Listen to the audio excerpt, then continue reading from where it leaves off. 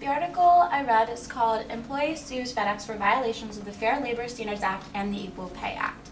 It is about employee Margaret Boaz, who sues her employer, FedEx, after failing that these acts were violated. So basically the timeline goes like this. Margaret started working for FedEx in 1997. She worked all the way, no problems, nothing wrong, until 2004, when another employee was laid off. His name was Jim. She ended up taking over Jim's duties, but was never paid anymore for performing the additional tasks from 2004 until 2008. In 2009, she switched positions within the company and no longer did those additional tasks. In 2009, she also filed suit against FedEx on the grounds that they had violated her the Equal Pay Act, her rights under the Equal Pay Act, because she was paid less than Jim, a man, for performing the same exact duties. And she also claimed that they violated her Fair Labor Standards Act rights by misclassifying her as an exempt employee and not paying her overtime for this period. So she filed suit in 2009.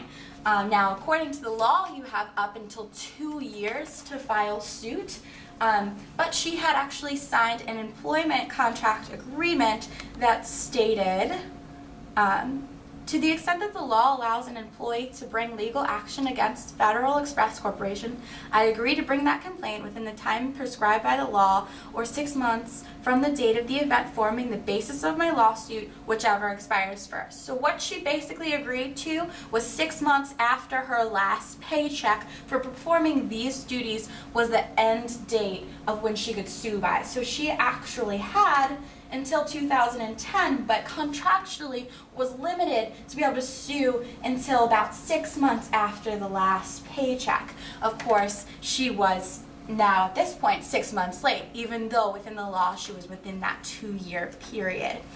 So FedEx uses this to request a summary judgment, which means that basically the case did not get to go before a court or go before trial. It was just based off of this clause in the contract, got dismissed. So she did appeal to the Sixth Circuit Court. This court includes Kentucky, Michigan, Ohio, and Tennessee. So basically what she had to sue to find if she had the right to continue her lawsuit. And what could FedEx contractually limit her to? Now, it is common that rights such as claims falling under Title VII for discrimination against race, gender, religion, and national origin are all claims that have historically been dismissed and have been contractually given away. They've set a shorter time period than the law, and that's been upheld consistently throughout the courts. However, the Sixth Circuit Court ruled that it was not that was not the case for the Fair Labor Standards Act and the Equal Pay Act because of the 1945 Supreme Court decision that stated employees couldn't waive their Fair Labor Standards Act or Equal Pay Act rights because it's underneath it, neither prospectively or retrospectively. So they just couldn't be waived. You can't give up the rights that you're given under these acts, which she did by signing this contract.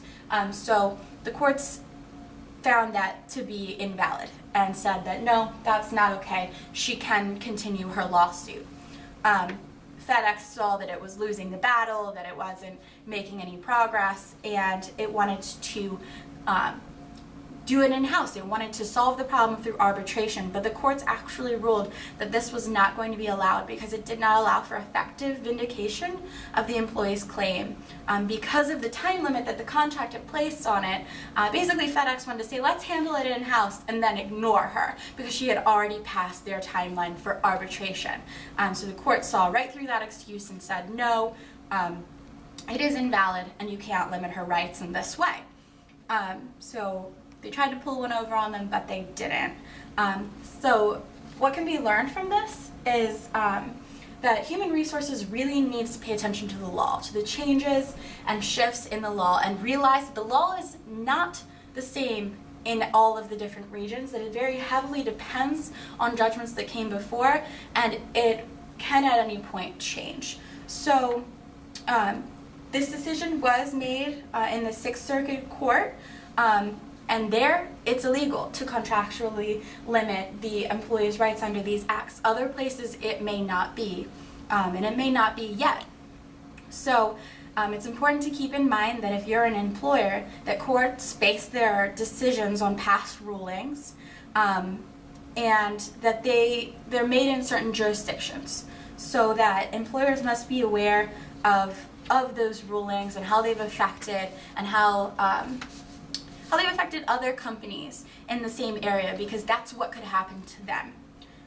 Additionally, employers should keep personnel records for the duration of any possible statute of limitations period, whether or not it is in their contract. They should keep it for the period that the law allows, just in case something like this should come up. Employers should also be mindful that their arbitration practices allow for the effective vindication of employees' claims, that they're actually handling employee concerns, and that they're not just writing contracts to basically take the rights away from their employees, that they're taking them seriously and really putting the system in place to receive justice. In this case, the court saw right through it and said this is not effective. They don't look happily upon employers who do that.